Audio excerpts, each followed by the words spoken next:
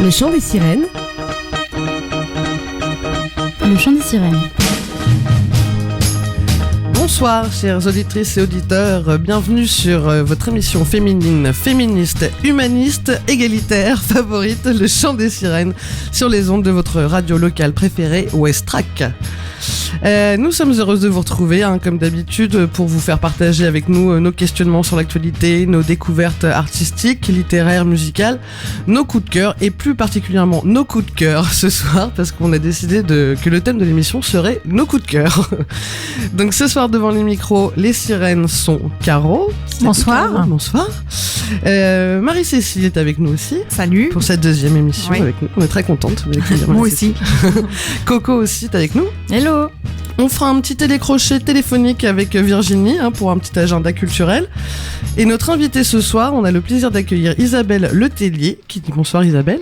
Bonsoir. Qui vient nous parler de son livre, un recueil de nouvelles qui s'appelle Humeur du Havre, dont on parlera très, très bientôt dans l'émission. Donc n'hésitez pas à participer sur le chat de la radio, sur le site de west-track.com, sur notre page Facebook aussi, Le Chant des Sirènes. Et puis voilà, donc on va s'écouter un petit morceau pour commencer, pour se mettre dans l'ambiance. Un super morceau du formidable groupe de Nice, Ifen, ou Ifen plutôt. Tu dis comme tu veux, ouais. Ouais, je sais pas, mais toujours du mal avec l'anglais, mais je crois que c'est Ifen quand même, qui veut dire trait d'union. Donc groupe créé en 2009 à Nice. Ils pratiquent une musique pop-rock électro. Ils sont très punk sur scène, qui est pour eux un champ de bataille. Ils se griment de maquillage, un peu maquillage de guerre, où pour eux le public est à conquérir. Et moi, ils m'ont eu parce qu'avec leur énergie débordante, leur fraîcheur prometteuse, voilà, vous allez écouter. Enfin, peut-être vous avez déjà entendu parce que ça marche quand même pas mal pour eux. Ils ont fait en tout 200 concerts en 2 ans quand même, donc ils ont vraiment tout appris sur scène. Et voilà, ils ont gagné aussi une victoire de la musique en 2016 dans la catégorie Révélation sur scène, donc je vous mens pas. Ils sortent un prochain album le 25 mai prochain. On écoute le merveilleux single qui s'appelle Like Boys.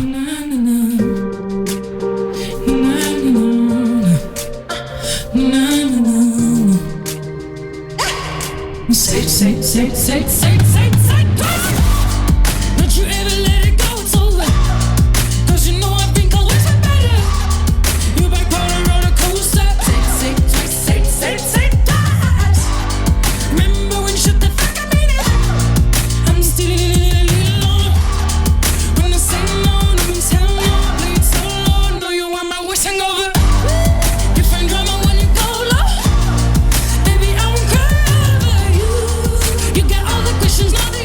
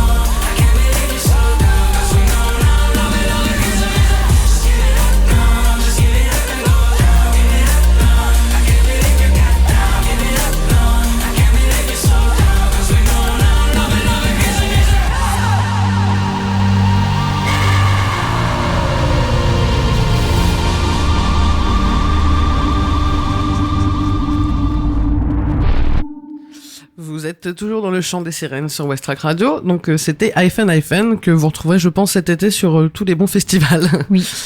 On commence par quelques news. Jingle, maestro.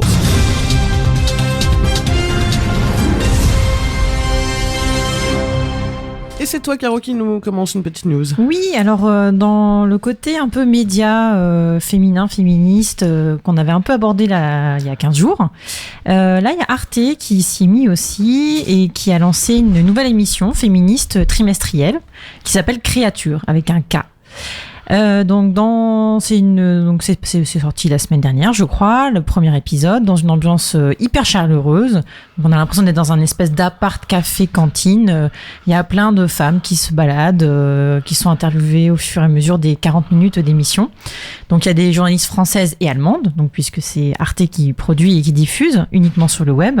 Et donc elles abordent l'actualité de la place et du droit des femmes à travers le monde et l'histoire. Donc le pitch de l'émission, c'est Créature est née de l'envie d'un groupe de femmes de se faire l'écho des combats et des héroïnes du féminisme, mais aussi de la situation des femmes, de toutes les femmes au quotidien. Ce groupe, on le retrouve le temps de chaque émission pour développer un dossier principal, mais aussi des reportages, des rencontres, des chroniques récurrentes.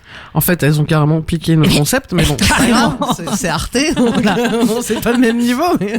c'est un autre niveau, mais en même temps, on y retrouve plein de choses qu'on a abordées, et c'est tant mieux, parce que ça veut dire qu'on parle de plus en plus de tout ça partout, donc c'est plutôt chouette. Donc comme fil conducteur, elles prennent un point de départ, et là c'était sur cette première émission la pièce de théâtre de l'américaine Eve Ensler, jouée pour la première fois en 96 à Brooklyn, à Broadway pardon, c'est les monologues du vagin. Donc elle se demande 20 ans après ce qu'il en est pour la femme et son sexe. Alors elle parle pendant 40 minutes de sexe féminin, sa représentation, ses appellations. Elle parle d'Erika Lust dont on a parlé, d'excision, de règles, de poils, de clitoris en 3D. Enfin voilà, tout plein de choses très sympathiques qu'on a beaucoup abordées ici. Il y a aussi beaucoup de témoignages, des extraits de reportages, des interventions d'expertes et d'experts.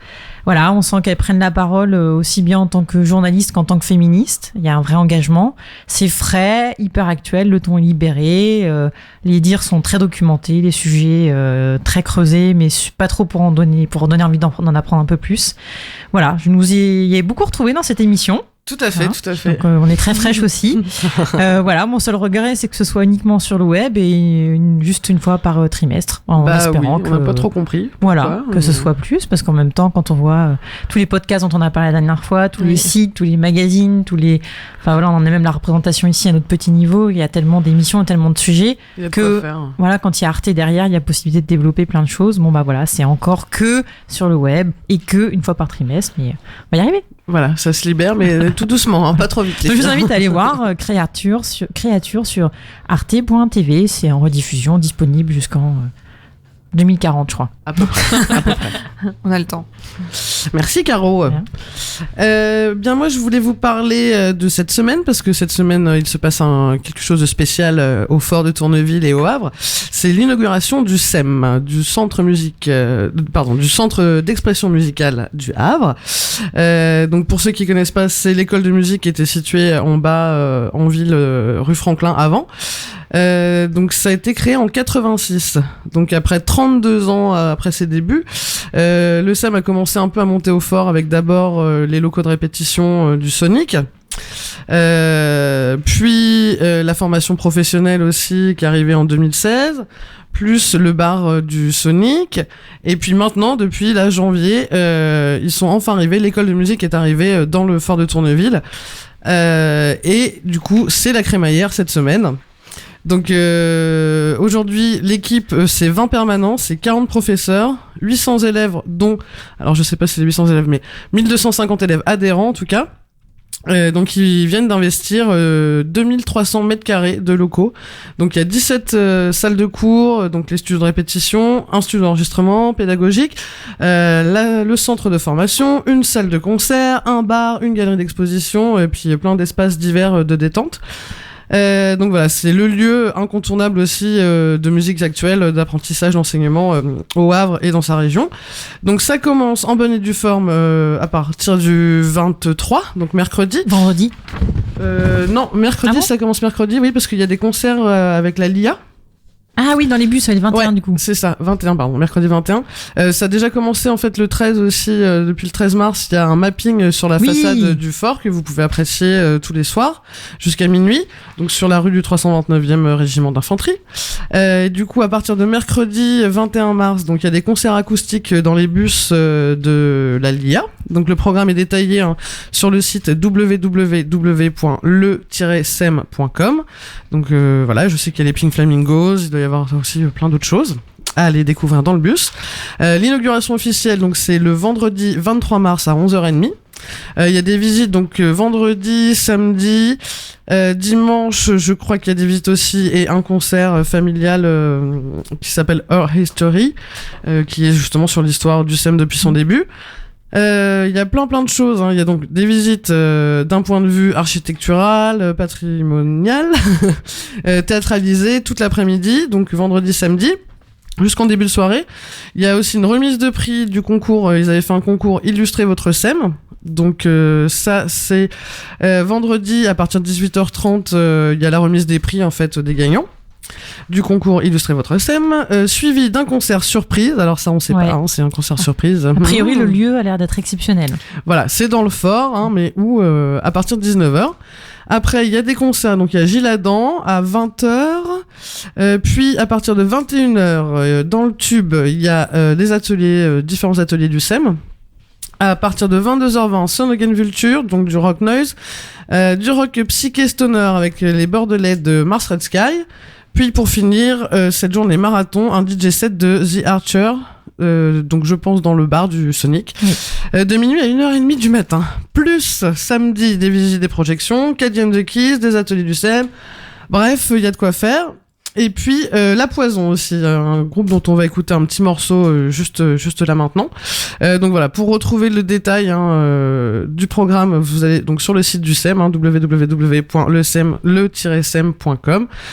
Voilà, donc on les félicite pour ce bel endroit qui est magnifique. Je vous conseille d'aller visiter. Il y a des belles installations lumineuses de Roger Legrand, qui est un artiste photographe qui tout apparemment... à fait. J'ai vu des petites photos tout à l'heure sur Facebook, ça a l'air assez joli. Il y a des aménagements un peu partout. Ils ont fait intervenir aussi des artistes à vrai, enfin surtout des artistes qui les accompagnent, je crois, depuis longtemps. Ouais, il y a des visites théâtralisées aussi avec le Théâtre de l'Impossible. Après, voilà, je pense que rien que le bâtiment en soi, c'est un super beau bâtiment. Le geste architectural est plutôt chouette parce que voilà, il fallait le transformer en salle de classe, enfin de musique, donc c'était pas simple non plus.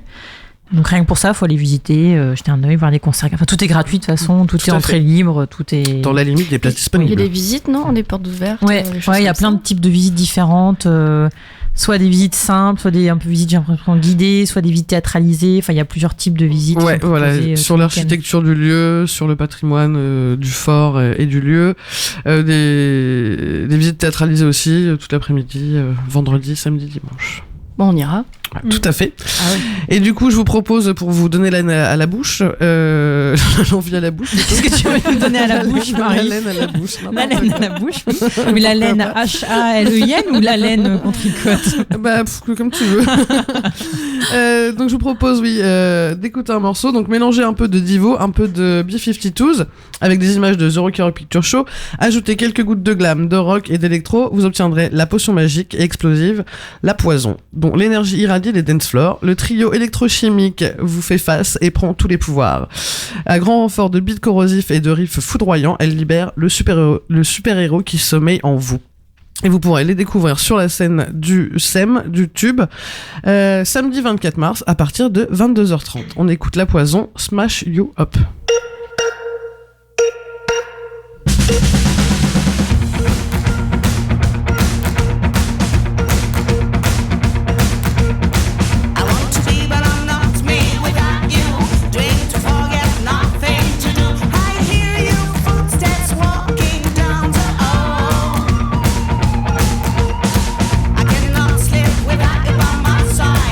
Everything isn't black and white. When you're not here, I feel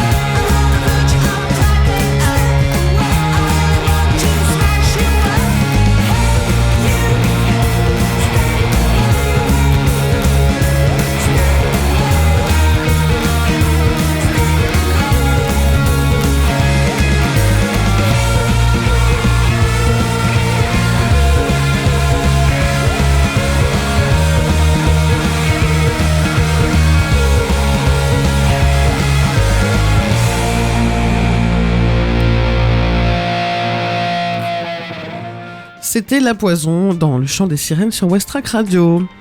L'heure est venue de vous présenter notre invitée du soir, qui est Isabelle Letellier. Bonsoir Isabelle. Bonsoir. Bonsoir. Donc on est très contente de t'avoir ce soir avec nous pour parler de ton nouveau livre. Humeur du Havre, en fait, qui est un recueil de nouvelles qui prennent place dans différents endroits emblématiques du Havre. Mais avant de nous mettre les mots à la bouche, et non pas la laine à la bouche, est-ce que tu peux nous expliquer un peu, parce que tu as beaucoup écrit déjà sur le Havre, ville dont tu es un peu tombée amoureuse. C'est ça. Et est-ce que tu peux nous raconter... coup de cœur. Ouais, voilà, ville coup de cœur ce soir, et pas que. Est-ce que tu peux nous raconter un peu ton parcours, d'où tu viens, tout ça, qu'est-ce que tu as fait avant? Qui suis-je, où vais-je, en quelle Exactement, étagère ton œuvre, ton art, ta vie, ton œuvre. Alors en fait, je suis pas du Havre au départ, personne n'est parfait. Je suis née à Paris, j'ai grandi dans les Yvelines, ensuite je suis arrivée à Rouen. Et Dur. en fait, ouais. Et en fait, je suis arrivée au Havre, je crois que c'était en 2000, et encore pas tout à fait au Havre, dans la région de Lillebonne, parce qu'à l'époque j'étais prof, et j'ai été mutée à Bolbec, et bienvenue. Et donc voilà, j'ai pas vraiment découvert le Havre à ce moment-là. C'est en fait quand j'ai quitté l'éducation nationale il y a maintenant 8 ans ou 9 ans. C'est à ce moment-là qu'en fait ma réorientation professionnelle m'a incité à faire un premier livre sur le Havre. En fait, on m'a passé une commande d'un premier livre alors que je connaissais pas la ville, et ça a été l'occasion de rencontres, de découvertes, et effectivement de tomber amoureuse de la ville. D'accord, et ça c'était quoi ce premier livre du coup? Ça s'appelait Le Havre itinéraire insolite. Et c'était 9 parcours commentés dans la ville. Ah oui, donc là t'as pas eu de choix, fallait découvrir la ville. Ah oui, mais c'était génial. Mais qu'est-ce qui a fait que vous êtes tombé sous le charme du Havre? En fait, le fait que ce soit une ville qu'on apprivoise, en fait, qu'on découvre petit à petit. Je trouve que, surtout venant de Rouen, qui est une ville traditionnellement belle, et que j'aime plus du tout. Non, c'est pas vrai, j'exagère, mais je trouve qu'il y a vraiment quelque chose de très singulier au Havre. Enfin, je suis pas la première à le dire, évidemment, et puis qui s'apprécie avec le temps. Même s'il y a de plus en plus de gens qui disent que la première fois qu'ils arrivent au Havre, c'est le coup de foudre. Ça n'a pas été mon cas. Mais ce que j'ai aimé, ça a été de découvrir une autre forme de beauté architecturale, une autre histoire aussi. Enfin, il y a vraiment quelque chose de très attachant dans cette ville, notamment à cause de son histoire qui n'est pas perceptible au premier regard, comme dans ces villes où il y a des ruines bien visibles, etc. Là, il y a vraiment quelque chose de singulier, d'atypique, d'attachant. Et puis il y a la mer, et puis il y a le port, et puis je pourrais en parler pendant des heures. C'est vrai que c'est pas une ville qui se dévoile facilement, et je trouve que c'est là où c'est encore plus fascinant, surtout que quand on raconte des histoires comme toi, quand on cherche à raconter des histoires comme toi, c'est qu'il faut aller vraiment fouiller dans les histoires que les personnes peuvent te raconter, dans l'histoire, dans les livres, pour réussir à mettre tout ça bout à bout et à en raconter quelque chose. Il faut vraiment passer du temps à apprendre à la connaître, je trouve. Oui, surtout qu'il y a plein de facettes différentes. C'est vraiment une ville qui a plein de secrets. Enfin, de secrets. Oui, quand même. J'ai quand même écrit 2 livres qui s'appellent Le Havre insolite. Ouais. Donc, mais aussi qu'il y a plein de facettes différentes, plein de recoins, plein de facettes. Ouais. C'est assez fascinant. Et du coup, après ce premier livre, ça t'a lancé, ça t'a donné l'envie de continuer complètement. Reconversion professionnelle Oui.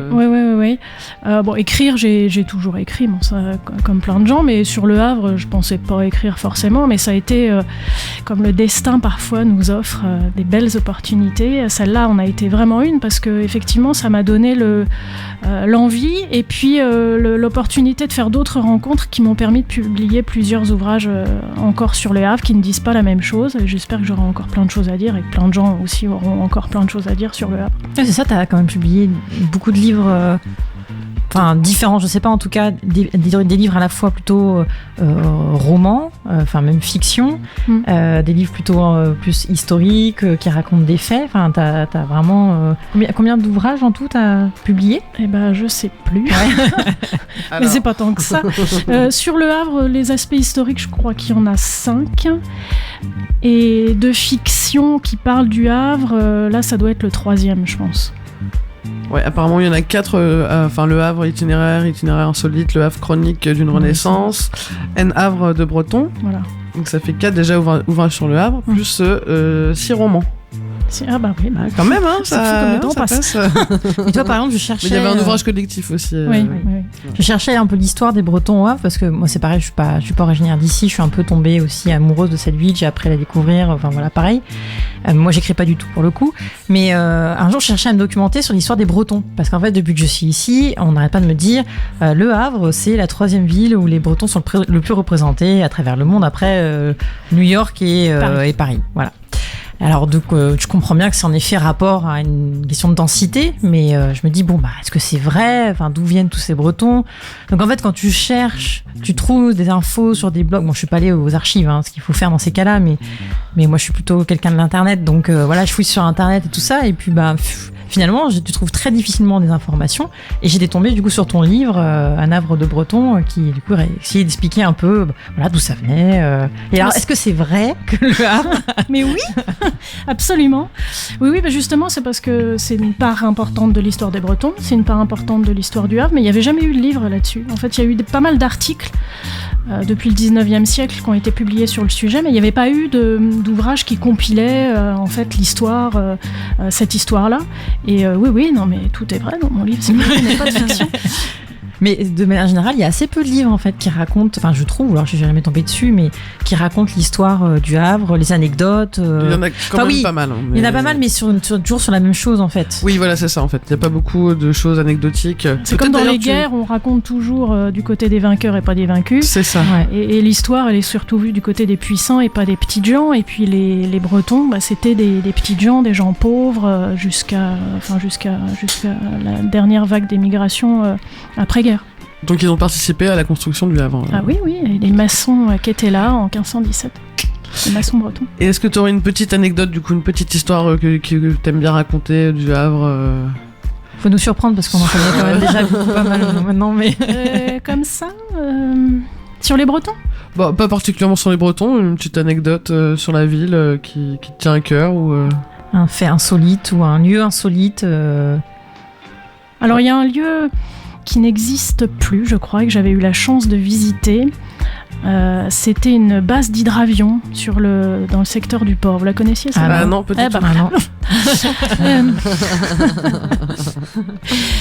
Oui, c'est pour l'ouvrage qui s'appelait Le Havre insolite et secret. J'avais eu la chance de pouvoir visiter le port et notamment des secteurs qui ne sont pas accessibles au public. Et il y avait alors je sais plus quand, je n'ai pas révisé, une base, une usine de construction d'hydravions. Il y avait une base avec des rampes de lancement en fait d'hydravions. Ouais. Et je crois qu'elles ont été détruites ces dernières années. T'as eu la chance de voir ça. Absolument. Moi, t'as pu avoir accès au port, justement, c'est un endroit qui est assez fascinant parce que maintenant il est très fermé. Il y a encore, j'entends beaucoup de témoignages de Havrais qui sont là depuis très longtemps et qui racontent une période où ils pouvaient vraiment aller sur le port, accéder à certains espaces qui maintenant sont complètement fermés. Oui, c'est de plus en plus. Le mall, j'ai découvert il n'y a pas si longtemps que, vous savez, brise-vague. Brise-vague, ouais. Comment t'appelles ça ? Le mall. Ah d'accord, ok. Non, je sais pas. Avec le Havre écrit dessus qu'on voit. On peut plus y accéder. Alors que c'est pareil, il y a quelques années, on pouvait encore. Ouais, tu peux aller à côté, mais c'est vrai que dedans et tout, non, tu peux plus trop y aller. Et alors, le bouquin Humeur du Havre, il est sorti quand ? Le 1er décembre. 1er décembre. Et alors, qu'est-ce qui t'a donné l'envie Mais mon amour pour le Havre, mais bien sûr. Toujours inépuisable. Absolument. Enfin, inépuisable pour l'instant, c'est toujours le cas. Donc c'est 9 nouvelles ? Oui. Est-ce que tu peux nous en parler un petit peu, s'il te plaît ? Non. Plaisant. En fait, je crois que j'avais envie... C'est peut-être... Il y a un recueil qui est né des deux veines en fait de mes publications de ces années précédentes, c'est-à-dire la partie purement historique et puis la partie fiction. Cette fois, ces nouvelles, elles mixent un peu les deux. C'est-à-dire que j'ai voulu à la fois nourrir mon goût pour la fiction et puis en même temps donner à découvrir le Havre sous un jour un peu différent. Donc en fait, c'est pas un recueil, c'est pas un guide touristique, pas du tout. Ça s'adresse pas aux néophytes qui veulent découvrir le Havre, quoique peut-être un peu. Mais j'ai eu envie de faire découvrir certains lieux qui me semblent emblématiques, comme tu l'as dit tout à l'heure, mais d'une façon différente, d'une façon un peu décalée, réaliste et en même temps subjective. Ouais, des endroits qu'on connaît bien, qu'on fréquente tous les jours, qui sont emblématiques de la ville. Qu'est-ce qu'il y a comme lieux qui sont abordés, qui sont explorés? Il y a la bibliothèque Niemeyer, il y a l'église Saint-Joseph, il y a la piscine des Docks, il y a le Square Saint-Roch. Et est-ce que les lieux, vous les suggérez ou est-ce que vous dès le départ, vous essayez de montrer de quel lieu vous parlez ou c'est plutôt... Alors non, parce que déjà, chaque nouvelle a pour titre le lieu. Ah d'accord. Donc il n'y a pas de mystère, pas de suspense. J'ai lu quelques pages, mais j'avais pas lu le titre des pages. Donc non, il n'y a pas du tout de côté devinette. D'accord. Et à chaque fois, ils sont décrits. Après, ils prennent plus ou moins de place selon les nouvelles. Mais voilà, ils sont là comme en fond. Presque en fond sonore. Ouais, bah c'est ça qui est intéressant justement. Enfin, moi j'en ai lu quelques-uns, j'ai adoré. Je vous le conseille à toutes et à tous de l'acheter, de vous jeter dessus, Humeur du Havre. J'ai lu la première et elle m'a vraiment touché. Je la trouve géniale, celle qui se passe du coup dans la médiathèque. Et puis c'est super de s'imaginer, de se faire ces petits films. Voilà quoi, c'est très, très, très sympathique, très intéressant. Merci. J'ai commencé à en lire une tout à l'heure et effectivement, vous êtes beaucoup dans la description, mais on s'imagine un peu le paysage, même quand vous entrez dans un immeuble ou autre, vous décrivez les lieux et c'est assez... du coup, ça donne envie de lire la suite en fait. Chaque histoire est vraiment différente, avec des personnages, t'as pas eu envie de jouer la facilité sur ça Non, il y a eu une partie exercice de style en fait. Ouais. C'est-à-dire que quand l'idée du recueil a commencé à se construire, en fait, je me suis dit ce qui va être intéressant aussi, c'est que chaque histoire ait un ton différent. Et j'ai d'ailleurs fait ma première incursion dans l'humour. Oui, alors j'ai beaucoup aimé celle-ci d'ailleurs. C'est pour quel lieu du coup? Sur le Queen Mary. Sur le Queen Mary 2, oui. Oui, j'ai écrit une nouvelle. Alors c'est pas vraiment un lieu du Havre, mais en fait ça se passe sur le Queen Mary et pendant la traversée historique de septembre dernier. Tu l'as faite ou Non, j'ai eu la chance de visiter le paquebot, mais pas de faire le voyage. Non, c'est pour ça que je l'ai fantasmé. C'est bien. Dans cette nouvelle. Et dans les nouvelles, est-ce qu'il y a un clin d'œil à votre vie personnelle ou c'est toujours fictif, imaginé? Alors c'est toujours fictif, mais il y a une nouvelle qui est un peu plus personnelle, c'est celle qui se passe au Bain des Docks. Ça c'est un peu plus intime. D'accord. Mais je n'en dirai pas plus. On ira lire pour comprendre. C'est ça. Et alors les prochains projets en cours, qu'est-ce que... Alors en ce moment, il y en a 2. Il y en a un qui concerne encore le Havre, mais comme quoi la source n'est toujours pas tarie. C'est un roman graphique. En fait, là aussi, c'est un joli concours de circonstances. C'est un dessinateur qui m'a proposé en fait une bande... Enfin, c'est pas une bande dessinée parce que c'est une succession de dessins. Et c'est la pérégrination d'un personnage dont on ne voit jamais le visage, qui se balade dans le Havre, et c'est inspiré de l'Odyssée d'Ulysse. D'accord. Ah ouais. Et en fait, il avait écrit un premier texte qui lui plaisait pas, et il m'a demandé si je voulais écrire le texte. Et il se trouve que j'ai adoré ses dessins, et que j'ai écrit le texte. C'est un dessinateur pour accompagner du ses Havre, dessins. pardon. Oui. Ouais. Émeric Outreman, il s'appelle. Et on vient de terminer. Super. Et voilà, on est en train de réfléchir aux maisons d'édition auxquelles on va envoyer notre travail. Mais on en est très content, ouais, c'est chouette. Moi, c'est la première fois que je travaille avec un dessinateur. J'aime bien les collaborations en général. Puis là, c'était aussi un défi, j'imagine. Oui, complètement. Sur les dessins, trouver l'histoire, écrire. Oui, puis vraiment, ça pouvait pas bouger, ce qu'il avait dessiné. Et c'était vraiment à moi de m'adapter. Mais c'était très intéressant, vraiment. Puis en plus, il est content, alors...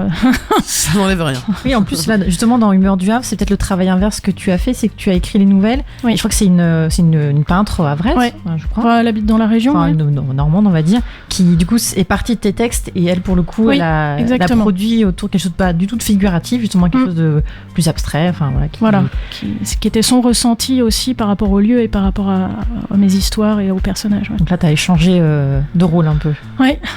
Exactement. Elles sont très belles d'ailleurs, ces illustrations. Oui, je trouve aussi. Ouais. Et on a oublié de préciser aussi, mais c'est carrément une autoproduction, Humeur du Havre. C'est Oui. toi qui as tout produit, t'as fait une campagne de crowdfunding, c'est ça? Oui, j'ai rassemblé en fait les fonds pour permettre de payer l'imprimeur. Et voilà, et je me suis fait aider aussi par mon super graphiste Fabien, qui a mis en page le texte, etc. Et voilà, c'est à moi. Est-ce que tu veux bien nous lire un petit extrait d'une des nouvelles pour nous mettre l'eau à la bouche? J'espère. Les mots à la bouche. Alors, l'extrait que j'ai choisi, c'est extrait de la nouvelle qui s'appelle Les Halles Saint-François-l'Heure. En fait, comme c'est pas au début, je vais rapidement expliquer de quoi il s'agit. En fait, c'est le parcours d'une femme qui sort du lycée Port-Océane, qui est prof. Et mais non, c'est pas autobiographique. J'ai jamais enseigné à Port-Océane. Et qui, en fait, doit rentrer chez elle. C'est le jour de son anniversaire. Et elle a pas envie de rentrer. Et en fait, elle fait une espèce de détour. Et puis le décor et puis la circonstance de son anniversaire la font réfléchir, revenir sur son passé. Et en fait, la particularité de celle-là aussi, de cette nouvelle-là, c'est que j'ai vraiment noté les noms des rues. D'accord, ah oui. On peut faire le parcours. Absolument. Ah. C'est une très jolie balade. Donc l'extrait commence à Pont Notre-Dame. Je m'arrête sur le pont qui enjambe le bassin du Roi.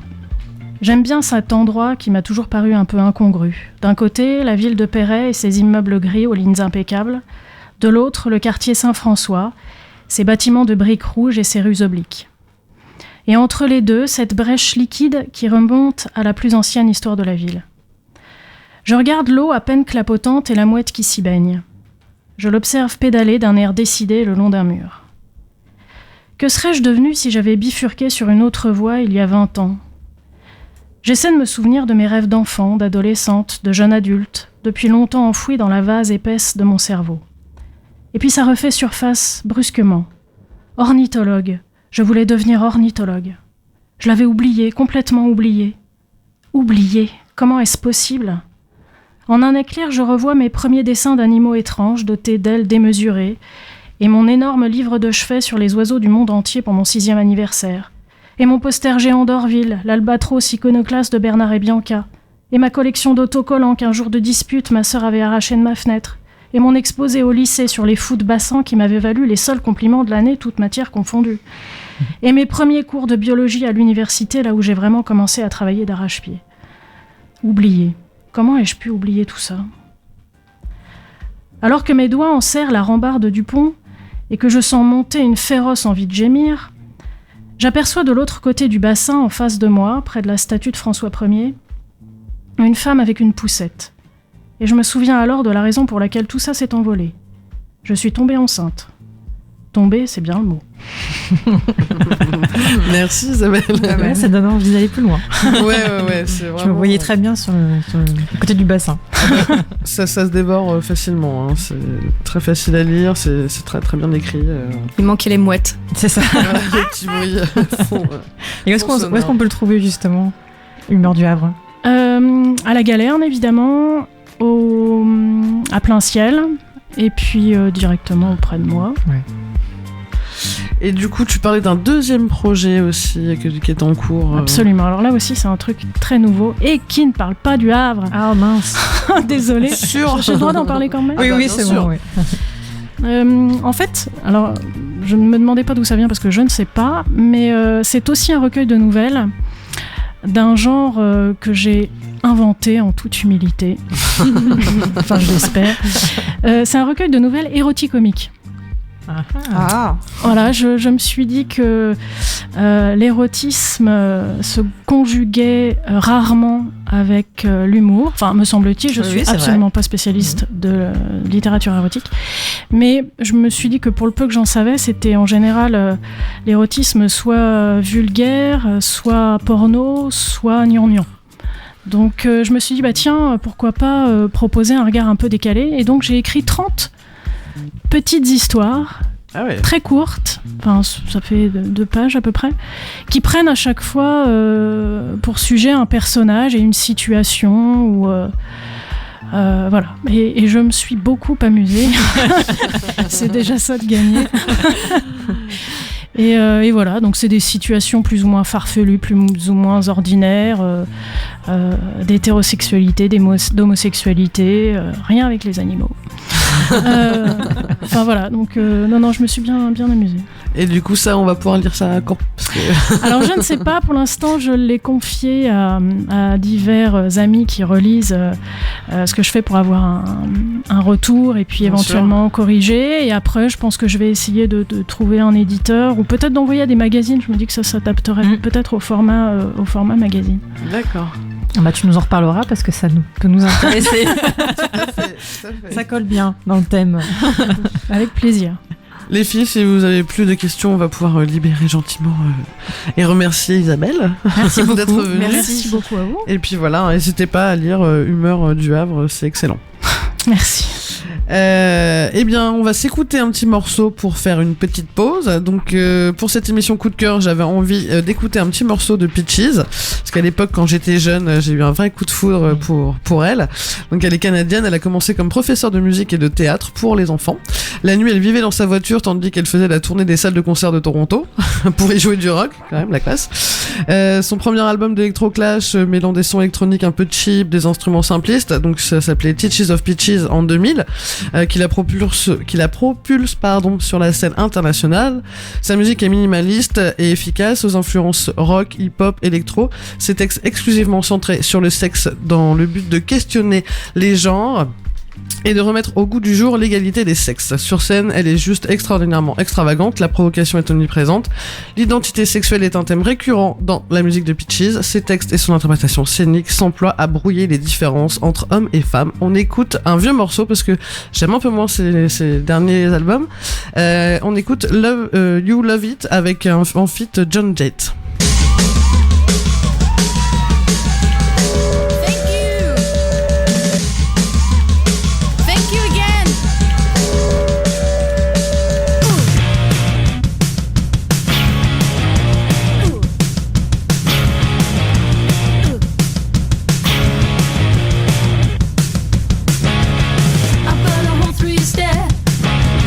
It's like you're not really there. I scream and pull my own hair.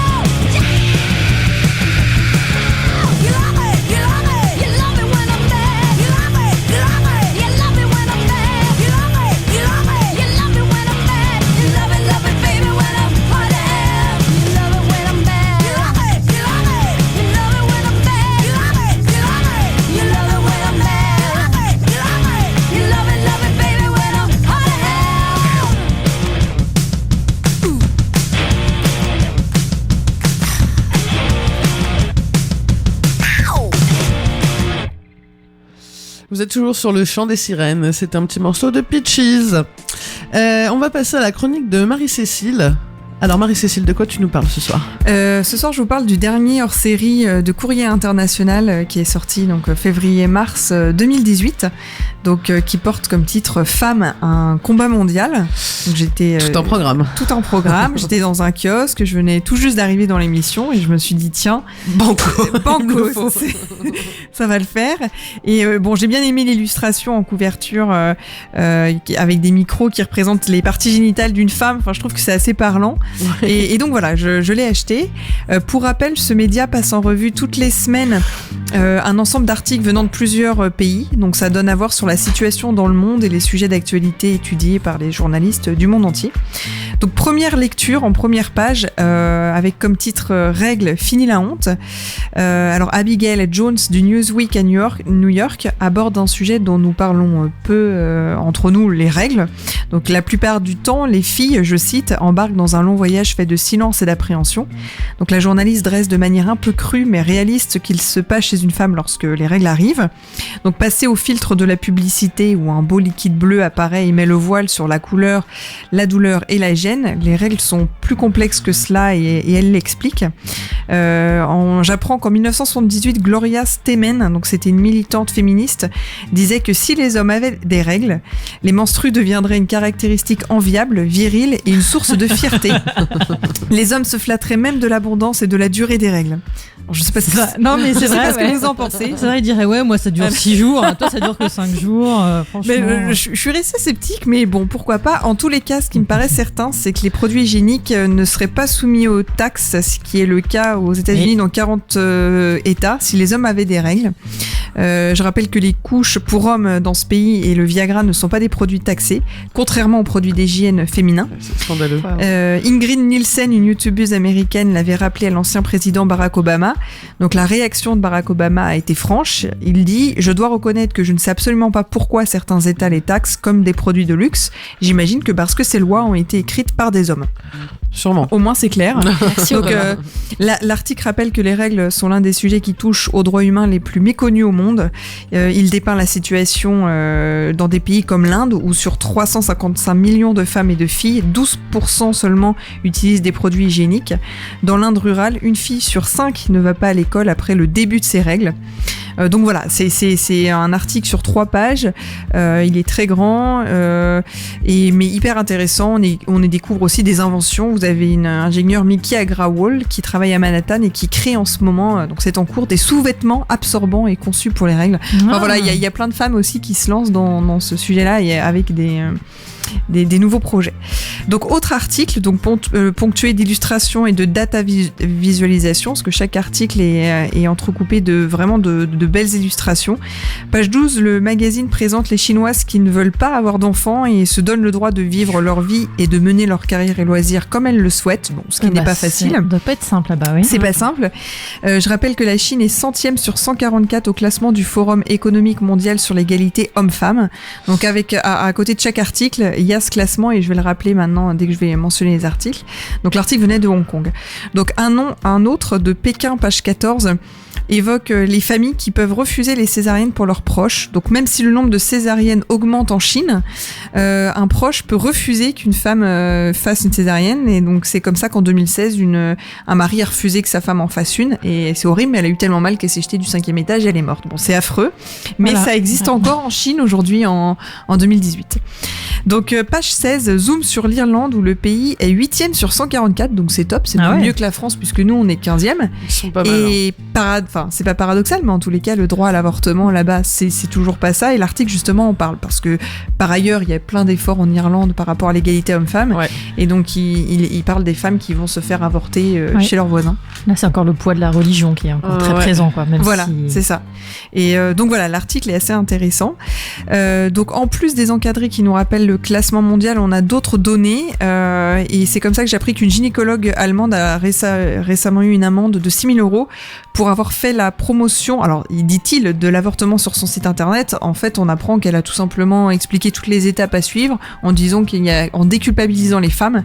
Et pour cela, on a saturé son site et elle a eu une amende de 6 000 €. Donc c'était récent. Ah oui. Quand même. Donc je continue sur le contenu. Page 22-23, Courrier International parle d'une auteure avec un E qui a écrit un roman qui s'appelle Pouvoir, donc qui commence à être connu. Elle s'appelle Naomi Alderman. Donc elle invente dans son roman un monde où les femmes ont la capacité de faire trembler les hommes, en fait, à l'aide d'électricité. Elles peuvent blesser, voire tuer des hommes. Donc même si l'idée est intéressante, donc apparemment le roman parle beaucoup de pouvoir et de guerre entre hommes et femmes. Pour moi, en tous les cas, parler de guerre entre les hommes et les femmes, c'est pas forcément ce qu'il faut, ni même du pouvoir, parce que le but c'est pas qu'il y ait des gagnants et des perdants. Bon, en tous les cas, apparemment, il est apprécié et ça donne quand même envie de le lire. Donc l'article est de la journaliste Sophie Gilbert du The Atlantic à Washington. Donc ensuite, page 24, Taha Khalil, journaliste à Beyrouth, dessine le portrait de Jinwar. Donc c'est Jinwar, donc c'est le village des femmes, un petit village en Syrie. Donc la Syrie 142 sur 144 au classement, rien d'étonnant. Donc dans le Rojava, donc comme ça se prononce, l'autre nom du Kurdistan syrien, vous avez des femmes en ce moment qui ont construit un petit village réservé aux femmes, sans hommes ni capitalisme. Donc c'est une bulle un peu utopique au cœur du chaos de la guerre en Syrie. Donc ça c'est ce que dit le chapeau de la journaliste pour présenter l'article. Donc c'est utopique et même dangereux. Je sais pas ce que vous en pensez. En tous les cas, est-ce que c'est la solution ? On ne sait pas. Mais voilà, l'article fait état de ce petit village. Bah, c'est incroyable que ça puisse se faire dans cet état-là, enfin dans ce contexte-là, on va dire. Oui, puis je pense que c'est bien pour ces femmes de se sentir entre elles et peut-être un peu protégées, même si ça doit être quand même très risqué de faire ce type de village. Mais voilà, on sait bien que dans ces pays en guerre, le viol est classique comme moyen de pression. Les femmes sont très très. Elles refuseront pas les hommes qui naîtront dans le village et qui seront éduqués comme les gens du village, mais elles veulent recréer un peu une zone un peu de sécurité comme ça. Donc à voir dans les années à venir si ça fonctionne. Mais l'article est super intéressant. C'est plutôt positif. Ouais. Oui. Donc avant de m'arrêter sur un des articles, je vais passer en revue rapidement les autres parce qu'ils valent vraiment le coup d'être lus. Alors on parle notamment de Rupi Kaur. Donc c'est une poétesse star d'Instagram en ce moment. Donc Rupi, R-U-P-I et plus loin K-A-U-R. Donc allez sur Instagram, elle est très active. Donc l'un des 108e sur 144 au classement. Donc le magazine parle également du permis de conduire pour les Saoudiennes en page 38-39. Et l'article met en avant l'oppression de l'État un peu avant celle de la religion. En fait, on pense beaucoup au poids de la religion en Arabie Saoudite, mais l'article dépeint quand même pas mal ce que fait l'État et la religion a bon dos parfois. Et c'est voilà. Donc c'est très intéressant aussi. Page 36-37, découvrez deux parcours. Donc celui de la ministre des Finances et de la ministre des Affaires étrangères en Indonésie. Donc Indonésie 84 sur 144 au classement. Donc ce sont des femmes bien entendu qui prônent le système éducatif de leur pays et elles aspirent les ondes négatives pour présenter vraiment les belles initiatives de l'État. Donc ça donne envie d'en savoir plus même sur l'Indonésie. L'article est très beau et elle prône vraiment tout ce qui a été fait en Indonésie ces dernières années. Ils disent qui c'est les 144 144 sur 100. Ah non, ça je ne sais pas. Non ah mince. Le dernier. Faudrait que je mène l'enquête. Donc on parle aussi de la misogynie en Corée du Sud. Donc j'étais assez surprise. J'avais une image un peu plus évoluée de la Corée du Sud. Et en fait, c'est assez catastrophique la vision qu'ont les hommes des femmes. Donc la Corée du Sud est 118e sur 144. Ah ouais. Donc vous avez carrément des exemples de jeunes hommes qui se masturbent ensemble devant une enseignante et c'est normal. Voilà, ça choque personne. Ah ouais. Donc voilà. Enfin, donc page pour plus tard, ne pas aller en Corée du Sud. Oui, voilà. C'est ça. Donc page 52-53, il y a un article en 2 pages qui évoque l'avortement vu par le prisme des séries télé. Donc c'est assez intéressant parce que ça évoque toutes les anciennes séries des années 80-90 où l'avortement n'était pas abordé. Ou alors lorsqu'un personnage dans une série y pensait, en fait finalement elle ne le faisait pas. Et contrairement à aujourd'hui où de plus en plus on commence à voir dans les séries télé des avortements, voilà. Et enfin un article sur Nadia Korpova, donc c'est une joueuse de foot en Russie qui commence à être connue, et donc la Russie qui est 71 sur 144. Donc l'article sur cette joueuse de foot est assez intéressant. Donc en clair, il y a énormément d'articles sur la situation des femmes dans le monde et le classement nous rappelle où se place chacun des pays cités. Donc je rappelle les critères qui se basent sur l'accès à l'éducation, à la santé, au pouvoir politique et à l'économie du pays. Donc la France, comme je le disais tout à l'heure, est 15e. Donc rapidement, vous devez tous lire l'article, page 62 donc c'est très intéressant. Il porte le nom L'alibi de la folie. Et en fait, il évoque les hommes qui, pour faire passer leur perversité, se disent malades, comme apparemment en ce moment par rapport à l'affaire Weinstein. Vous avez Weinstein qui publie des communiqués de presse en disant qu'il se soigne. Ah oui, c'est comme le mec qui avait la phobie administrative, quoi. Voilà, c'est exactement ça. Bien sûr, oui. Et en fait, il se soigne, donc c'est une maladie, donc ce n'est pas sa faute, donc nous devrions presque le plaindre puisque c'est une maladie. Et donc l'article est hyper intéressant. Oui, voilà, c'est ça. C'est vraiment que c'est une maladie et donc voilà, ça agace, mais bon, c'est quand même à lire, même pour comprendre le rouage des stratégies mises en place pour ne pas dire qu'on est tout simplement dérangé, mais atteint d'une maladie qui permettent de justifier des gestes qui pourtant eux laisseront des séquelles à vie aux victimes. Donc l'illustration est sympa parce qu'il y a une illustration par article et c'est un pénis avec un cerveau en guise de gland, donc c'est parlant. Donc enfin, je m'arrête sur un article que j'ai particulièrement aimé. Qui se nomme La guitare en étendard, page 56. Il est édité par le média El País à Madrid. L'article présente Antonia Jiménez. Donc les courbes présentes sur la photo sont celles de sa guitare flamenca. Antonia est grande, plutôt mince et a des cheveux courts. Donc Antonia, c'est une tocaora, donc femme guitariste. Donc ce fut pour elle vraiment le parcours du combattant pour s'affirmer dans un milieu masculin où sur 10 profs de guitare, une est une femme. Donc pendant des années, elle a essayé d'intégrer des groupes quand elle était jeune. Elle a toujours été recalée, sauf une fois où on lui a proposé d'aller ensuite au Japon pendant 1 an. Et là, au Japon, ça l'a reboosté. Et quand elle est arrivée, elle a réussi un peu à s'affirmer. Aujourd'hui, elle est connue même sur la scène internationale. Donc sa ténacité est épatante et je conseille ce bel article. Donc voilà, en clair, c'est un magazine de 71 pages et avec plein d'articles passionnants qui montrent un peu tout ce qui se passe dans le monde et chaque pays a son rythme. Et je me dis qu'à force d'écrire, d'en parler, de relayer ces informations, on stagnera pas et ça permettra de faire avancer les choses durablement. Donc voilà. Déjà le fait qu'il y ait un hors-série comme ça, qualitatif, publié par le Courrier International avec tous ces points de vue, ça veut dire déjà que c'est en marche. Et j'ai ne pas reprendre. C'est en mouvement. Les femmes debout. Mais finalement, au début, là, tout ce qui est affaire Weinstein, etc., je trouvais ça un peu lassant, fatigant. Je me suis dit, c'est bon, on va en repartir pour plusieurs semaines, mais tout compte fait. Je trouve que du coup, il y a des hors-séries qui sortent, on en parle, et mine de rien, en parler, c'est bien. C'est important.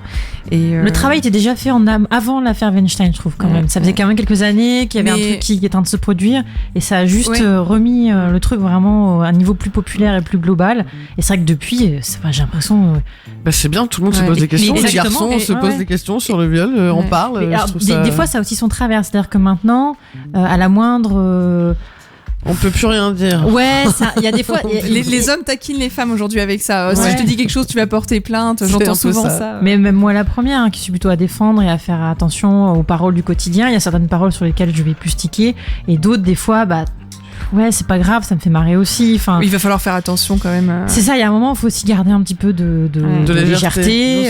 Voilà, nous, on n'est que 15 sur 144, donc on peut garder de la légèreté. Ouais. Après, il faut être conscient aussi de ce qui se passe. Exactement. Mais tu parlais du 1 la semaine dernière, ils ont sorti aussi, il y a pas longtemps, un numéro justement sur toutes les agressions sexuelles, et c'était intéressant parce qu'il y avait un parallèle entre la justice et les médias aujourd'hui, où les médias vont beaucoup plus vite que la justice et où c'est au final très dangereux. Exactement. Et un juge écrivait un article dans ce média pour dire qu'on ne devrait pas dire au final qu'une femme dans un article ne devrait pas être nommée tout de suite comme victime, mais plutôt comme accusatrice, et que les médias devraient faire aussi très attention, parce que certes la justice est très lente, bon, ça il va falloir qu'elle s'adapte, mais les médias vont trop rapidement, donc en fait il n'y a pas de... Les choses aussi déraillent un peu par rapport aux médias et à la justice. Et du coup les gens là-dedans, entre les deux, se retrouvent avec les réseaux sociaux, avec une possibilité d'accéder à tout ça, et ils sont complètement... paumés, largués, ils rentrent vraiment dans la brèche de... la première information. Voilà, vraie, exactement. Puis... Là, c'est le cas que tu cites, on pourrait l'appliquer à ce qui se passe aujourd'hui autour de Bertrand Cantat. Voilà. Oui. Parlons-en. Parlons-en. Oui, c'est ça. Je voulais pas qu'on en parle, mais bon, parlons. Non, mais parlons pas. Mais je veux dire, je pense que tout le monde pense un peu pareil, mais c'est évident que ça va, les médias vont trop vite et et puis on connaît pas non plus toutes les réalités. C'est comme pour l'affaire Weinstein. Bon, certes c'est très mal tout ce qu'il a pu faire, mais je pense que dans le cinéma, je pense qu'il faut prendre beaucoup de recul sur tout ce qui est dit. Et oui, parce que maintenant tout le monde y passe, quoi. Woody Allen, c'est pareil, maintenant plus personne n'ose en parler, parce que oui, alors ton film ressemble un peu à celui de Woody Allen. Kevin Non, mais Spacey. oui, en fait, en ce moment, Woody Allen, c'est pas trop la classe, donc on va pas trop me faire référence. Et dans ce milieu-là, en fait, là où je dis qu'il faut faire attention, c'est qu'il y a des choses qui se savent depuis des années, Bah, c'est ça. et puis un clair. jour, tout éclate et on s'insurge de tout, alors qu'en interne, tout le monde savait tout. Enfin, je Et pense tout le monde se taisait. à chacun de prendre ses distances aussi avec certaines choses. C'est ça. Complètement. Donc voilà, je vous conseille ce courrier international en tous les cas. Je pense qu'il doit être encore dans les kiosques, donc dépêchez-vous, puisque c'est février-mars, mais vraiment hyper intéressant. Bon, on va aller acheter tous ces bouquins Ouais. là. Plein de lectures. Que de lecture. Merci Marie-Cécile. Je crois que tu nous avais proposé un petit morceau du coup C'est ça. d'Antonia Jiménez. Voilà, pour qu'on puisse l'écouter un petit peu. Et ben on écoute ça tout de suite.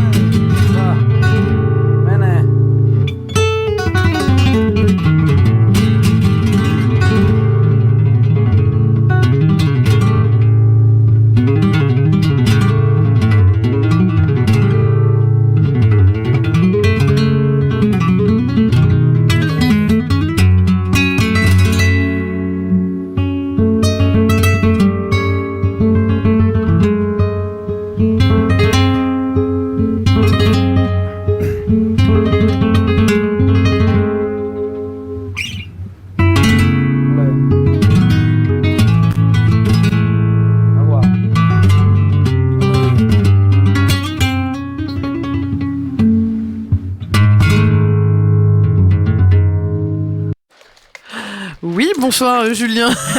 Qu'est-ce que c'est que cet enchaînement complètement fou. Vous êtes toujours dans le chant des On se serait cru un concert. À vous. Est-ce que À vous vous, êtes là? Donc vous êtes toujours dans le chant des sirènes sur Westrack. Nous avons Virginie au téléphone. Virginie, pour un petit agenda de la semaine, télécrochet, bonsoir. Oui, coucou les sirènes, salut tout le Salut monde. Virginie. Ça va bien, ta chorale, c'est ça? Mais carrément, on est à fond dans le chant là. Et vous faites un morceau de Nirvana. Exactement. Waouh, ça doit dépoter. L'esprit rock'n'roll. Trop cool. Alors vas-y, on t'écoute pour ce petit agenda. Ah d'accord. Alors je crois que vous avez déjà parlé de l'agenda musical du week-end. Eh bien, moi j'avais un coup de cœur pour l'agenda musical de la semaine avec le festival Pieds Nus. Ah oui, qui commence ce soir. Qui est commencé depuis ce midi en fait, c'était la bibliothèque universitaire et donc c'est la 13e édition du festival de musique dite nouvelle. Donc voilà, c'est assez particulier, c'est des musiques qui sont faites pas forcément avec des notes de musique, plutôt avec des sons, expérimental. tout ça. Donc ça peut être expérimental, je crois qu'il y a des acousmoniums aussi. Bricolés, un instrument classique, avec des sons. Alors ça peut être composé aussi, ça peut être improvisé. Donc là par exemple, le truc que j'ai vu sur lui, le gars il avait sa batterie, il avait des des bols tibétains, et il est parti. Voilà. Donc souvent, c'est plutôt des ambiances immersives. Enfin, le public, il est immergé dedans. L'idée, c'est de se laisser aller, de faire son trip. Et voilà. Donc, ce fameux. Alors, les organisateurs cette année, ils proposent tout un tas de rendez-vous tous les soirs. Hein. Donc, voilà. Tous les soirs. Oui, tous les D'accord. soirs, il y a quelque chose. Alors, avec des couleurs. Ce soir, il y a plutôt une performance dansée. Je sais que vendredi, il y a autour du cinéma, la vidéo. Et puis c'est un festival qui se produit un peu partout dans le Havre aussi. Exactement. Il y a le Tetris, il y a le conservatoire, il y a le NUMA. Enfin, franchement, il y a tout un tas d'horaires et de lieux divers d'année en année. Ils grandissent. C'est un grand rendez-vous. Il y a beaucoup d'artistes dans ce domaine de la musique contemporaine qui vient de partout en France, même de partout en Europe. C'est vraiment un rendez-vous très important en France. Ouais, c'est une scène qui est pas forcément très connue, mais il y a des grosses pointures qui viennent, et notamment par exemple Tetris, où il y a une énorme installation que moi je recommanderais pour découvrir, parce que c'est il y a aussi 40 haut-parleurs qui sont invités. Donc confirmés, ils vont venir. Donc il y a un artiste qui va venir. Ouais, c'est une expérience très immersive. C'est une bonne façon de découvrir la musique improvisée, les musiques contemporaines avec un acousmonium. On se retrouve au cœur des enceintes et c'est piloté par des artistes derrière une console. Ouais, c'est une expérience très particulière. Ouais, en plein son, quoi. On t'entend pas très bien, Virginie, si t'es à la fenêtre. Tu peux te mettre à la fenêtre aussi. Monte sur une échelle. Ouais, voilà. Tu nous entends? Et puis, ben ouais, je vous entends un petit peu. Et, est-ce qu'on a le temps? Moi, j'ai une autre proposition à faire. Mais oui, vas-y. Différente. C'est pareil, ça se fait chaque année à cette période-là. C'est le salon des sciences et techniques à Gonfreville. Gonfreville-Lorcher. Alors eux, cette année, ils proposent la thématique du cosmos. Oh, ça nous va bien, moi, ça. J'adore ces trucs-là. Donc, il y a plusieurs expos. Alors, pour tous les publics, tous les goûts, parce qu'on a l'imagerie de l'espace à la médiathèque. Donc, c'est toutes les représentations BD de l'espace. On a toute l'histoire du Soleil. On a également une expo qui retrace les sondes, les explorations vers Mars, avec les maquettes à l'échelle. Ils sont assez en partenariat avec le centre spatial de Toulouse. Je sais pas si j'épelle bien, mais c'est... l'ESA quelque chose comme ça. C'est les seuls en France qui font ça. Oui, voilà, c'est bon, la référence. Il y a un planétarium, il y a des filmations aussi théâtrales, des rencontres. Ouais, c'est assez ludique en général. Il y avait conférence sur les ovnis. Trop bien. Donc ça, tout ça, c'est ce week-end. Alors ça, c'est ce week-end, la conférence sur les ovnis. Et comme le salon des sciences et techniques, là, c'est jusqu'au dimanche 1er avril. D'accord. Semaine. Okay. Il y a moyen. Ne pas louper également une conférence sur les terres habitables de l'espace. Moi, j'ai trouvé que ça pouvait être utile pour l'avenir. Ah oui. Déjà les terres habitables avant. Déjà les terres habitables tout court, ouais. 31 mars. Il y a encore plein de choses.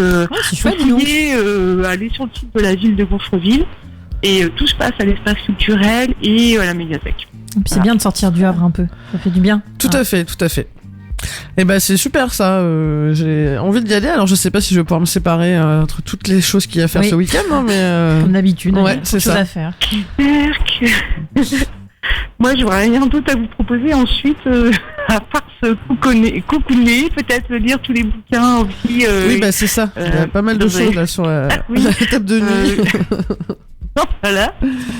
Réfléchir à tout ça. Voilà. Ok.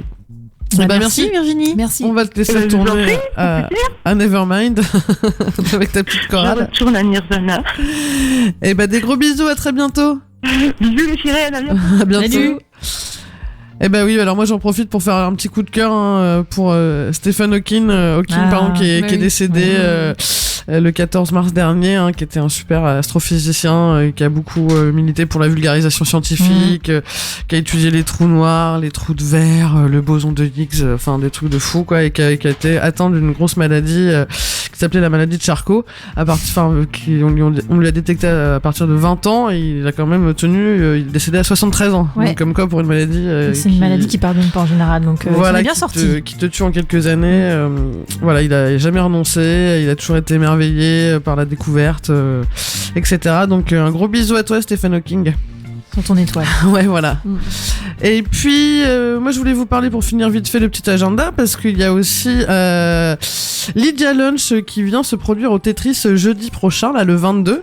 Donc, Lydia Lunch, c'est un peu une figure mythique, hein, entre une adolescente terrifiante, serveuse au CBGB, qui est un club mythique de New York, qui est devenue la reine noire de la scène No Wave Noise Underground new-yorkaise. Elle est écrivaine, musicienne dans Teenage Jesus and the Jerk, poète, artiste et photographe. Lydia Lunch a créé de nombreux projets musicaux depuis la fin des années 70. Elle est très féministe aussi, hein, elle a beaucoup milité. Elle a une vie assez chargée, assez compliquée. Et donc, il y a un concert jeudi au Tetris, pardon, avec le bouillonnant instrumentiste, compositeur, improvisateur, bruitiste de Brooklyn, Wessel Walter, dans le groupe qui s'appelle Brutal Measure. Et c'est une soirée qui se passe dans le cadre de festival Les Femmes S'en Mêlent. Voilà. Les Femmes S'en Mêlent, c'est un festival qui parcourt la France avec des artistes plutôt féminines, plutôt indépendantes. Il y a notamment Virginie Despentes. Ouais, alors c'est malheureusement passé parce que c'était la semaine dernière. Voilà, la semaine dernière, c'était à Paris, je crois. Avec Zéro et puis. Voilà, enfin il y a plein de projets féminins tous les ans, des super projets très chouettes. D'ailleurs, il y a 6 ans, oui, c'est ça, quasiment, jour pour jour, on accueillait au Havre Christine and the Queen. Et oui, à l'époque, voilà, la petite. dans le cadre du festival Les Femmes S'en Mêlent, sous chapiteau, avec à peu près, je pense, 9 personnes devant la scène. Voilà. Oh, t'exagères, on est au moins 20. Ouais, parce que tout le monde s'y était mis. Mais en tout cas, c'est un super festival. C'est un super festival. Voilà, Les Femmes S'en Mêlent, c'est à travers toute la France. Voilà, donc on s'écoute un petit morceau de Lydia Lunch, sans rien à voir avec le concert bruitiste et fou que vous allez pouvoir voir jeudi, parce que c'était que des lives et du coup c'est assez compliqué d'avoir une bonne qualité. Mais voilà, un petit morceau de Lydia Lunch qui s'appelle Touch My Evil.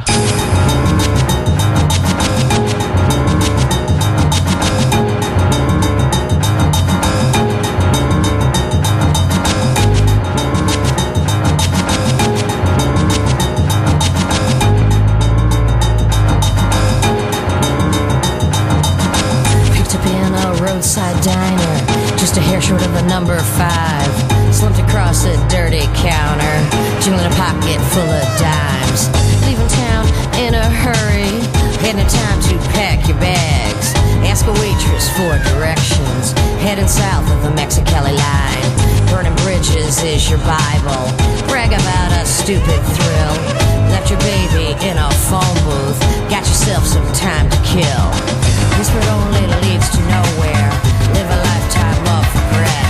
Sweetest kiss that ever smoldered, extinguish like your dying breath. This'll only get you nowhere. This'll only get you nowhere. This'll only get you nowhere. This'll only get you nowhere. I'll mock your torture and weakness. When you fall, I bend a knee. Don't beg me for forgiveness. Hurt yourself by pleasing me. I warn you now not to linger. Scars you bear, breathe my name. Your heart will just surrender. Love burns with caustic flame.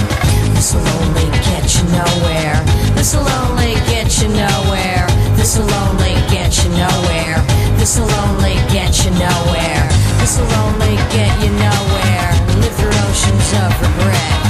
For the passion that we conjure, curse your lifetime after death.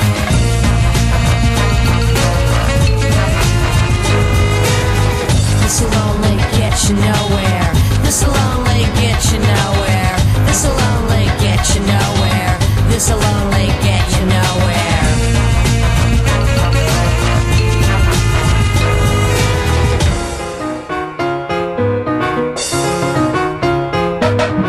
I'll take you down south of your border, help you lose what's left of your mind. Only so many hours left to nightfall, so many ways to break the hands of time. Let's scan the script, bring some Percocet. Get so damn high that we kick the sky. Buy a bottle and a blanket. Get so damn drunk that you start to cry. Pull up to an all-night strip joint. Get so excited that we burn it down.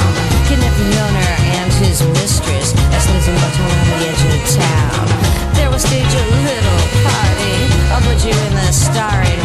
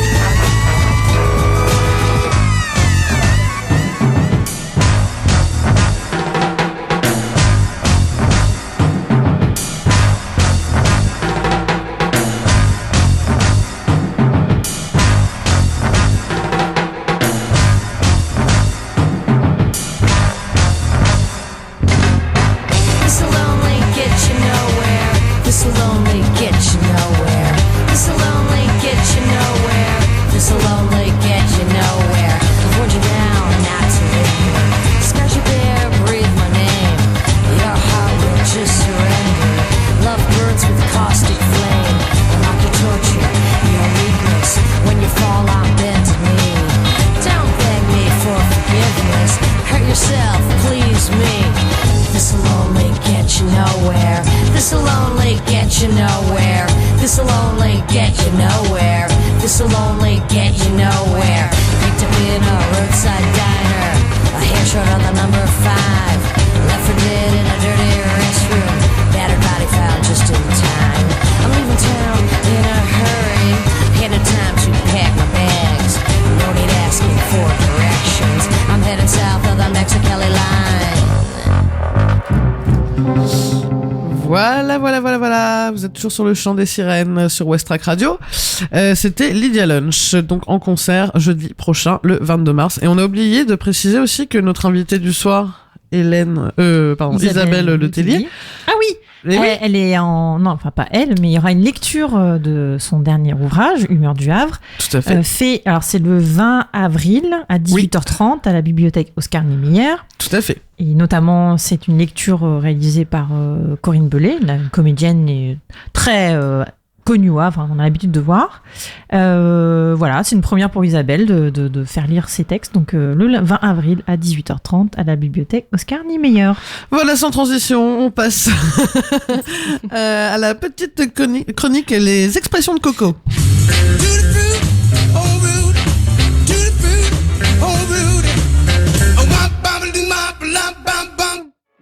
Alors, moi j'avais envie de parler justement des expressions qui parlaient du cœur, puisque c'est une émission spéciale coup de cœur. Tout à fait. Alors, forcément, j'ai eu tout un listing, bien sûr, sur Internet, sur ma recherche. Et j'en ai sélectionné 2-3. Il y avait donc apprendre par cœur. Ouais. D'où ça vient ? Alors, ce n'est qu'à partir du 19e siècle que l'homme a commencé à découvrir le secret du cerveau et de ses rapports avec le comportement et la mémoire. Et l'expression « apprendre par cœur », ça date du Moyen-Âge.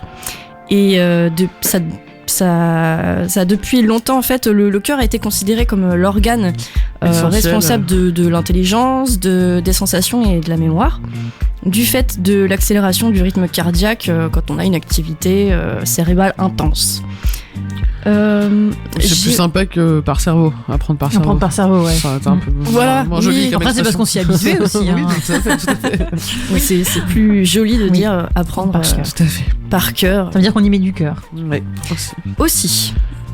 Enfin, on essaye. On essaye, ouais. On a l'expression avoir le cœur qui bat la chamade. Oui. Alors, je ne savais pas ce que c'était vraiment, en fait, la chamade. Mais qu'est-ce que c'est ? Qu'est-ce que c'est la chamade ? Une locomotive un peu. Donc l'expression, ça veut dire avoir le cœur qui s'affole, éprouver une forte attirance pour quelqu'un, succomber au charme d'une personne. Mais par contre, ça ne venait pas du tout d'un sentiment à la base. En fait, c'est un langage militaire. En fait, le mot chamade vient du Piémontais, donc la région piémontaise, c'est une région en Italie, nord-est d'Italie. Très bien de piémontaise d'ailleurs. Une très bonne salade piémontaise. Et donc le mot chamade vient du piémontais chamada, qui signifie clameur, un appel, un cri. Et donc la chamade, c'est un roulement de tambour. Et là, j'aurais bien aimé faire le petit... Ça aurait été chouette. Ça vient de le faire. J'aurais dû ramener mes baguettes. En fait, c'était un roulement de tambour ou alors une sonnerie de trompette qui était utilisée pendant les batailles. Et du coup, c'était plutôt pour indiquer qu'on veut battre en retraite ou se rendre. Et on demandait une trêve aussi pour ramasser les morts, malheureusement. Ah. Et voilà, et on battait les tambours, on battait la chamade pour dire temps mort. Soit on se casse, on bat en retraite, soit on va ramasser les gens morts. Et en fait, avoir aujourd'hui le cœur qui bat la chamade, c'est être prêt à se rendre à la personne qu'on aime. Et ou à ramasser ses dents. Ou à ramasser son cœur à la petite cuillère. Non, c'est très à propos. Très bien. Ouais, complètement. Voilà, donc j'ai découvert ce que c'était vraiment la chamade. Ouais. Suite à ça, j'ai aussi pas des expressions, mais plutôt des citations. Et donc j'ai des petites devinettes pour vous. Ah, cool. Alors, qui a dit Jacques, bravo. Qui a dit comme le cœur et comme le sexe, le rire procède par érection. Rien ne l'enfle, qui ne l'excite, il ne se dresse pas à volonté. Albert Einstein. Je sais pas qui, mais c'est super. Jean Cocteau. Ah, putain, il était bon quand même. Alors, j'ai aussi... qui a dit « La joie emplit le cœur lorsqu'on a rencontré la certitude que la vie n'est pas un chemin qui va vers rien. » Oula, attends, tu peux la refaire ? J'ai pas compris. La joie emplit le cœur que lorsqu'on a rencontré la certitude que la vie n'est pas un chemin qui va vers rien. Bon, là, Un monsieur, un sage, l'abbé Pierre. Ah, j'allais dire Confucius, mais non. Moi, j'en dis pareil. Les proverbes japonais. N'importe quoi. Alors, j'en ai un aussi qui est bon. Qui a dit « Le cœur d'un homme d'État doit être dans sa tête ». Ah, parce qu'il peut être où sinon Le cœur. Je sais pas. Peut-être dans le De blanc comme Gaulle. illustration. Ouais, c'est ça. Non, je sais pas. Napoléon Bonaparte. Ah oui, d'accord. Ok. Moi, il y en a une que j'aime bien, une citation qui dit attends, merde, j'ai oublié. Le cœur a ses raisons. Non. Alors justement, Non, ça je l'ai. Qui a dit ça? L'essentiel est invisible. L'essentiel est invisible pour les yeux. On ne voit bien qu'avec le cœur. Oh, c'est beau. oui, ça c'est beau. Ça, c'est de Saint-Exupéry.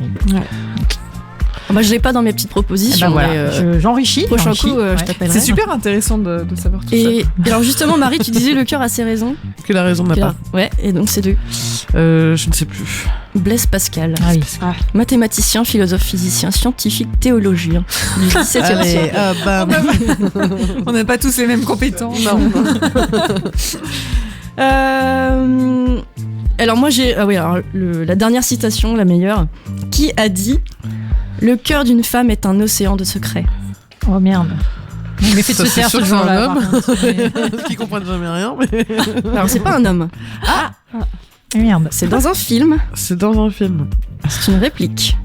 Ça me dit vraiment quelque chose. Je suis sûre que quand tu vas le dire. Redis. Le cœur d'une femme est un océan de secrets. Il y a cœur et océan. La petite sirène. Et non, c'est Dans Rose Splash. dans Titanic. Ah bah oui, normal. Oui, c'est la petite sirène. Normal. Merci Coco, Ouais, c'était merci. c'était Ouais, c'est chouette. chouette. Très bien. Vraiment. Alors, on va continuer sans transition non plus, Oui. avec la petite chronique Oui. de Caro sur le roman graphique. Oui, en fait, vu qu'on parlait coup de cœur et qu'on avait comme invité une auteure, prof de lettres, je voulais parler du coup de cœur que j'ai eu il y a quelques années pour un type d'écrit. Enfin, j'aime bien lire, mais les livres qui m'ont marqué ou qui m'emportent sont assez rares. Je suis pas très classique, enfin, littérature classique ou grande littérature. Hein. J'ai encore en traumatisme la lecture de Bonheur des Dames au collège. Oui, Je suis plutôt, c'est voilà. les années collège qui marquent. Qui m'ont tué, hein, Madame Zévaco Fromageau, ma prof de français. Je pense plus qu'elle m'entend, mais elle m'a traumatisée à vie. Voilà, je suis vraiment du genre à me rendre compte au bout de 50 pages que j'ai déjà lu un livre, ça c'est classique. Donc moi j'ai besoin qu'on m'embarque, qu'on me raconte Ça une m'arrive. histoire, qu'il y ait du sentiment, de l'évasion, qu'aussitôt la lecture enclenchée, il y a des images qui viennent à moi, un peu comme ce qu'on disait tout à l'heure dans la lecture de L'humeur du Havre d'Isabelle.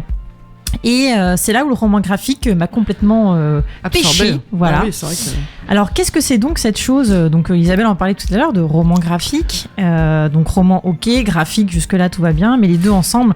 Alors, pour tout dire, ça peut paraître un terme un peu pompeux, un peu élitiste pour parler de la bande dessinée, Ouais, finalement. c'est ce que j'allais dire, mais... C'est un roman qui est illustré, mais de façon plus proche de la bande dessinée que romanesque. Hein. Il y a plus d'images que d'écrits.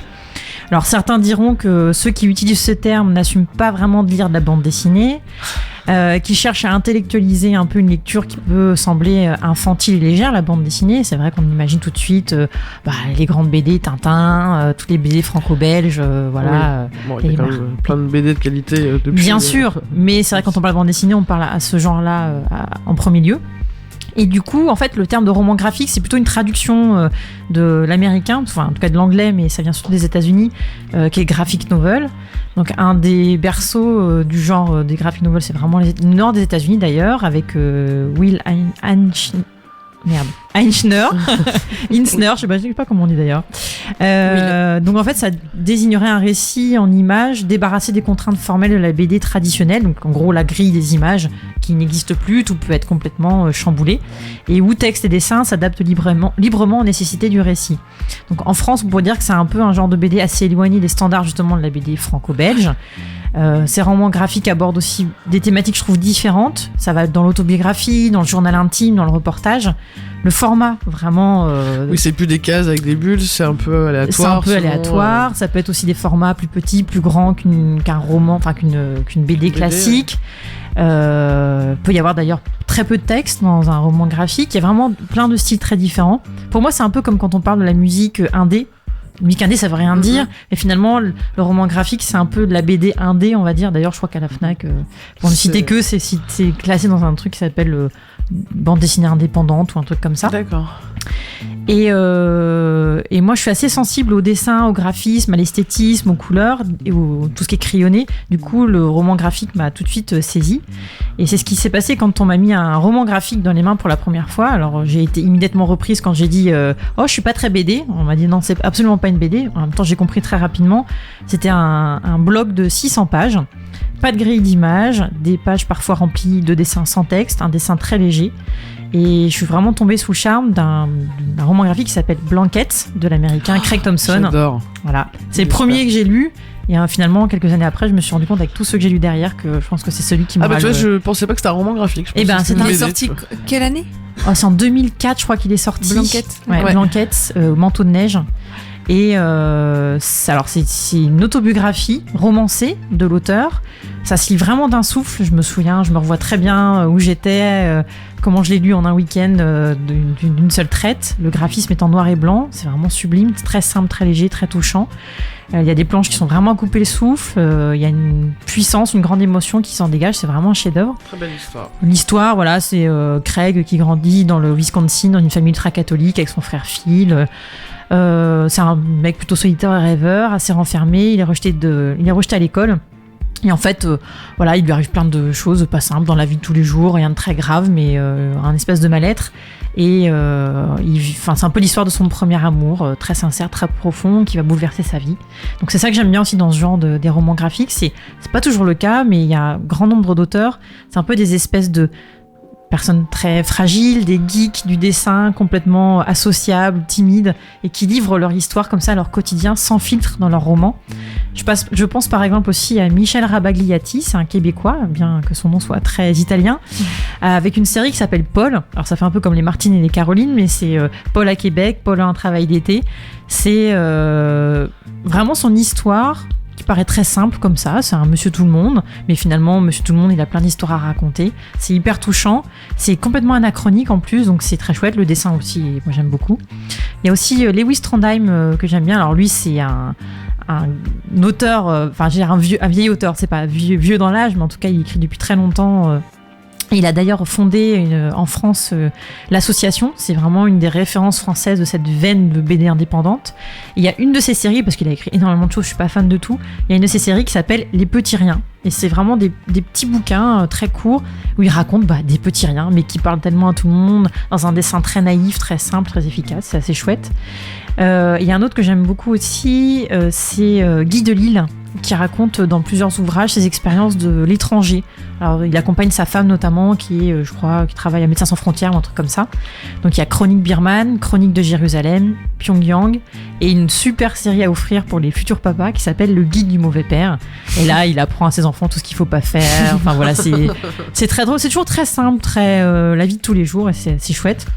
Après, il y en a énormément, je peux pas tous en parler ce soir, mais il y a Bastien Vives, un Français, c'est un petit génie un peu obsédé, qui est complètement décalé dans l'illustration, et il a publié un ouvrage qui s'appelle Paulina, qui est sur l'histoire d'une danseuse qui est hyper beau, hyper touchant. On en parlait lors d'une réunion des Sirènes il y a pas longtemps aussi, Zai Zai Zai de Fab Caro. C'est un super truc complètement loufoque qui se passe à la caisse d'un supermarché lorsqu'un Fabrice, le personnage de Zai Zai, oublie sa carte de fidélité du magasin et là ça prend des proportions complètement délirantes. Et côté femmes, il y en a plein aussi, des françaises. Lucie Durbiano, qui a une image très narrative et très sensuelle, poétique, un peu érotique et très drôle. Aude Picot aussi, qui a une évolution très... Je connais, Voilà. j'aime beaucoup ce qu'elle fait. Alors pour le coup, elle fait de la BD, c'est de la BD pour le coup, elle, ce qu'elle fait. Moi, je nommerais ça comme roman graphique, mais en fait, c'est parce qu'elle puise aussi dans plein de domaines, d'émotions. Au début, elle s'est fait connaître avec Les Moi-Jeux, qui d'ailleurs, c'est paru il y a quasiment 10 ans, et c'était vraiment l'histoire d'une fille banale, avec des grosses hanches, des grosses cuisses, et puis qui racontait un peu son quotidien, ses galères avec les mecs. Ah oui. C'était un peu les premiers trucs du genre. Et puis là, finalement, avec les années, elle est partie dans des trucs beaucoup plus profonds. Il y a une BD que j'adore qui s'appelle Transat, où elle raconte sa traversée, enfin une traversée où tu sens qu'à ce moment-là, elle devait être au fond de la mine et qu'elle a vécu une expérience assez incroyable. Et d'autres, Anouk Ricard, enfin voilà. Et j'ai même vu qu'il y avait un collectif de BD qui s'appelle BD Égalité. Donc c'est un collectif de créatrices de bande dessinée contre le sexisme qui vise à obtenir l'égalité de traitement entre hommes et femmes dans la bande dessinée et pas à réduire leur autrice à leur genre. Voilà, parce que c'est vrai que c'est un domaine où il y a pas mal d'hommes, il y a de plus en plus de femmes et voilà, donc c'était je vous invite à découvrir tous ces romans et on va essayer de partagera tout partager. ça parce que là la liste est longue. Elle est longue, ouais, tout à fait. Mais pour en revenir à ce que tu disais tout à l'heure, je trouve que par rapport à tout ce qui est dessin et peinture ces dernières années, il y a vraiment eu un boom. Et quand tu disais qu'au collège t'as été marqué, c'est que c'est vrai que parfois on nous impose jeunes des lectures qui peuvent parfois nous bloquer. Ouais. Et aujourd'hui, je trouve qu'il y a on offre des chemins différents en fait pour découvrir la culture et plein de choses. Et du coup, il n'y a pas que la lecture en fait. Pour ceux qui aiment lire, tant mieux. Mais en fait, il y a tout ce qui est vidéo, audio, mais aussi à travers le dessin et la peinture. Je trouve que ces dernières années, il y a un vrai boom, même dans la presse, même des romans qui sont repris. Il y a La vie devant soi de Romain Gary, par exemple, qui est sorti il y a pas longtemps en livre illustré. Et on ressort même des vieux romans, mais avec des illustrations. Donc il y a vraiment, on voit des dessins un peu partout et ça fait du bien ça fait du bien. De changer sa façon de lire un peu. Oui, c'est ça. On n'est pas touché tous de la même façon en fait. Oui, donc, c'est ça. C'est important de trouver son petit truc à soi. Voilà. Exactement. Merci Caro. Eh bien, l'émission touche à sa fin. Je vais pas faire ma petite chronique coup de cœur. De toute façon, j'en étais pas très contente, mais je la garde pour plus tard. Coco, t'avais une petite blague, je crois, de Shani qui est excellente. Oui, Shani m'a raconté une petite blague et vu qu'elle n'est pas là pour la raconter, je vais essayer d'être à la hauteur pour elle. C'est un petit garçon qui voit sa maman toute nue pour la première fois et qui dit en montrant du doigt son entrejambe « Maman, c'est quoi ça ?» Donc la mère lui répond un peu gênée et en toute bonne chrétienne qu'elle est « Ça, c'est le coup de hache du Seigneur. » L'enfant lui répond « Waouh, plein dans la chatte !»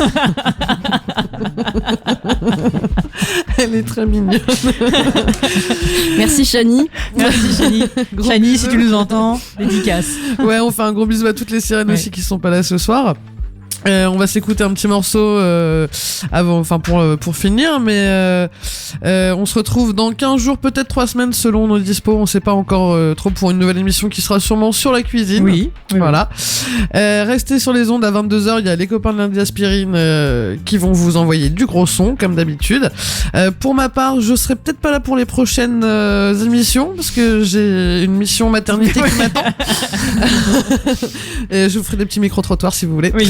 Il y a tout à faire, je pense, à la maternité. Voilà. Pour trouver des sujets. Et puis on vous retrouve très bientôt. Voilà, on fait des gros bisous et on écoute un morceau de Glang Skank, Bad Bitch. Coco, tu nous en dis 2 mots? C'est un quatuor féminin qui est plutôt punk rock et qui défonce tout sur scène. C'est plutôt proche des saveurs classiques de T-Rex, des Runaway, de David Bowie, de Street. C'est un peu glam, un peu glam rock surtout, rock classique un peu genre Aerosmith, Alice Cooper ou Led Zeppelin. En fiche. Donc c'est 4 jeunes femmes qui sont dynamiques, qui ont des chansons intelligentes et des paroles poignantes, avec surtout un rythme palpitant. Et donc comme c'est l'émission coup de cœur, c'était mon coup de cœur il y a déjà quelques mois de ça à l'Escale, et j'avais envie de réécouter un morceau de ce groupe-là qui qui m'a tapé dans l'œil et qui a fait battre mon petit cœur. En tout cas, la chamade. Il a battu la chamade. Exactement. Eh ben, on vous embrasse, on vous fait des gros bisous. Hein, et à puis, bientôt. À très bientôt. Ciao, ciao.